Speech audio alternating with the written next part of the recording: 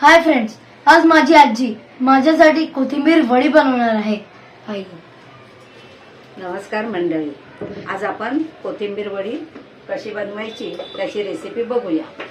सर्वप्रथम कोथिंबीर, सध्या कोथिंबीर स्वस्त आहे मग थंडीच्या दिवसात, आणि आता आपल्याला ही 30 रुपयाची कोथिंबीरीची जोडीची ही पानं सगळी काढून साफ करून घेतलेली आहेत आणि नंतर ती स्वच्छ पाण्यात टाकून 1 चमचा मीठ टाकून 5 मिनिटं ठेवलेली आहे.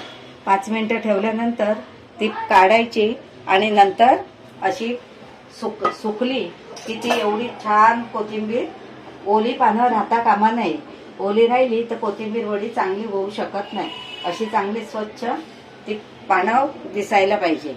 आणि नंतर आता त्याच्यात टाकायचं दुसरं साहित्य म्हणजे 2 वाट्या चणा डाळ, 1 वाटी मुंगाची डाळ, या गोष्टी घेतलेल्या आहेत. रात्री स्वच्छ धुवून त्या डाळी अलग अलग भिजत ठेवायच्या आहेत आणि नंतर त्याच्यात पाणी ठेवून भिजत ठेवल्या की सकाळी त्याला काढून परत स्वच्छ धुवायच्या आणि नंतर पाणी पूर्ण काढून टाकून नंतरच त्या वाटायच्या. आणि ते वाटल्यानंतर हे बघा, इतकं छान असं मऊसूत वाटलं गेलं पाहिजे. असं वाटलं की ती वडी खूप छान होते. आणि त्याच्यानंतर बेसन, तांदळाचं पीठ, थोडीशी साखर चवीनुसार, कारण कोथिंबीर थोडी उघरट असते म्हणून, आणि लाल मसाला, धने जिरा पावडर आणि हळद,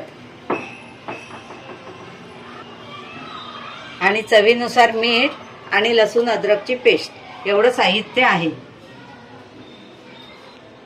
यामध्ये आपल्याला हिंग सुद्धा थोडा घालायचा आहे, कारण हिंग घातल्यामुळे पोटाला थोडा पण त्रास होत नाही.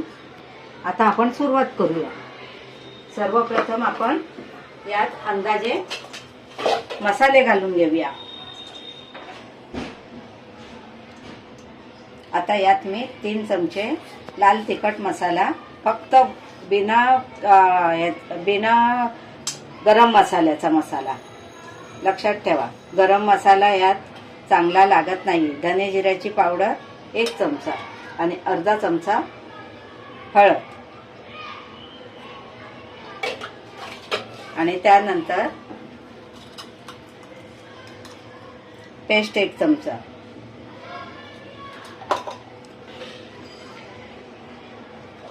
लसूण अद्रक पेस्ट 1 चमचा टाकली.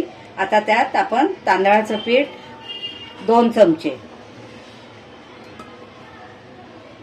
आणि बाइंडिंगसाठी आपल्याला लागणारं बेसन पीठ 1 वाटी घेतलेलं आहे, आणि नंतर साखर 1 चमचा, हिंग विसरू नका, कारण बेसनमुळे सगळा हिंग पोटात जाणं गरजेचं आहे. आणि त्यानंतर ही वाटलेली डाळ यात मिक्स करायची आणि मग नंतर त्याचे पिठासारखे छान मळून गोल रोल करून बॉईल करत ठेवायचे.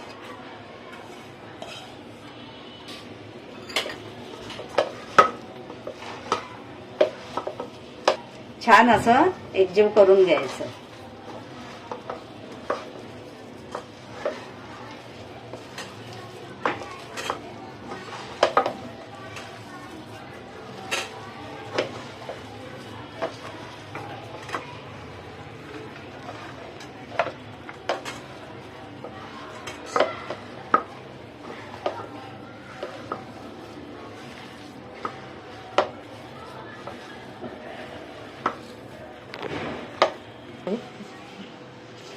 आता मी 1 चमचा मसाला, आमच्या घरी तिखट आवडतं म्हणून 1 चमचा मसाला मी अजून टाकते, आणि चवीनुसार मीठ सगळ्यात शेवटी टाकायचं, कारण कोथिंबीर तुम्ही जशी मळून घ्याल तशी ती कमी होते, आणि पहिलीच टाकल्यात तर तुमचं मीठ जास्त होऊ शकतं.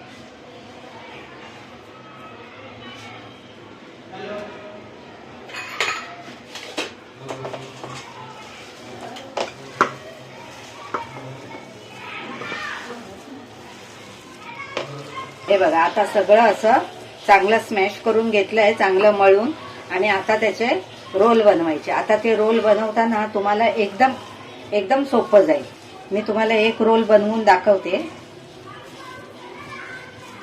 मग आपण तो चाळणीवरती असे रोल करून तुम्हाला हवे त्या आकाराचे तुम्ही रोल बनवू शकता. पूर्ण हवे तर पूर्ण तुम्ही त्याच्यात थापून पण बनवू शकता.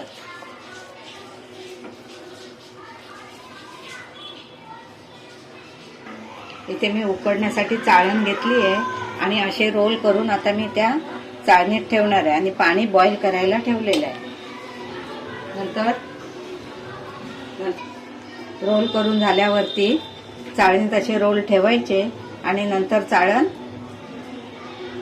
गॅसवरती पाणी आपण उकळत ठेवलं आहे त्याच्यावरती ठेवायची आणि वरती झाकण मारायचं. 15 मिनिटात हे रोल चांगले तळायला तुम्हाला तयार होतील. आता हे 15 मिनिटात चांगले उकडले की नंतर आपण आपली वडी तयार तळण्यासाठी. आता मी याच्यावरती झाकण ठेवते. वाफ जायला द्यायची नाही म्हणजे ते लवकर होतं. आता हा कोथिंबीर वडीचा रोल उकडून काढून घेतलेला आहे आणि आता थंड झाल्यावरती मी हा बघा हा रोल कसा झालाय, खूप छान दिसतोय. आणि आता त्याला कापून मी तळून घेणार आहे.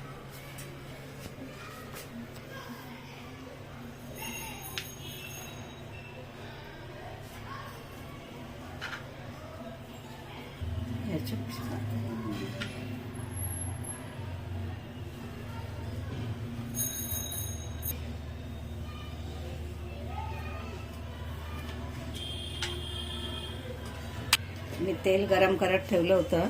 आता आपण या वड्या छानपैकी तळून घेऊया.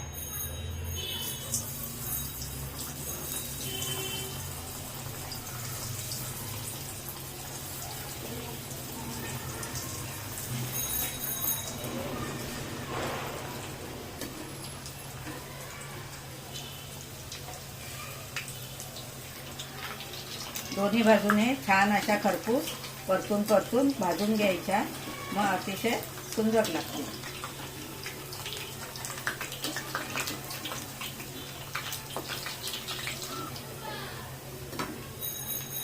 हे बघा आपण तेल चांगलं तापवून पहिलं घेतलेलं आहे आणि नंतर ही वडी टाकली का नंतर मीडियम हा याच्यावरती करून गॅस नंतर ती वडी आपण काढायची, तळायची, नंतर काढायची. आपल्या वड्या आता तळून रेडी आहे. आता मी ह्या एका ताटात काढते.